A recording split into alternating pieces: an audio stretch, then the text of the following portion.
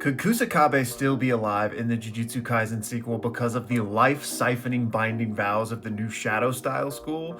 Let's talk about it. All right, first of all, life-siphoning binding vows, what am I talking about? Well, at the end of JJK, we got a bunch of lore on the new Shadow Style school, and they were devious, okay? Not only did they have binding vows in place to prevent people from teaching others about simple domain and other new Shadow Style practices, but they had a lifespan binding vow in place where basically they made their disciples not only have to listen to their every beck and call, but also give them their life force in order for the elders of the new Shadow Style school to become functionally immortal. So could Kusakabe, as acting head of the new Shadow Style clan at the end of JJK, have been taking advantage of those vows for himself in order to prolong his life and thus still be around in Jujutsu Kaisen Modulo? And no, I don't think so, because Kusakabe is the king of I'm too old for this shit.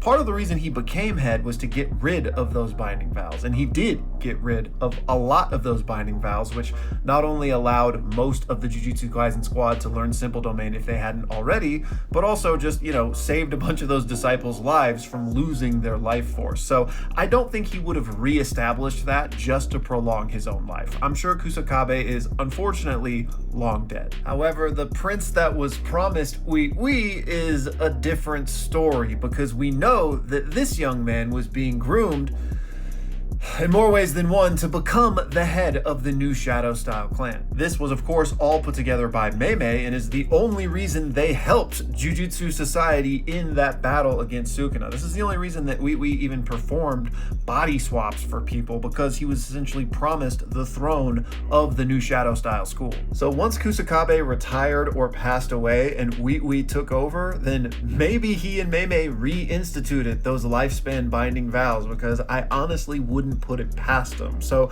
Ui Ui might still be alive in Jujutsu Kaisen Modulo, and honestly, he's probably still alive even if they didn't do that, because he was so young. At the end of the day, I would imagine that these binding vows weren't reestablished, if for no other reason than most people weren't going to be cool with that in terms of who was in charge at the end of JJK. And as far as Modulo goes, we know at least Yuji is still around, and I'm sure he wouldn't be cool with that, but for all intents and purposes, they could have been doing it behind the scenes or in secret. But again, I just doubt that was ever reestablished. But big shout out to Black for asking me about this today.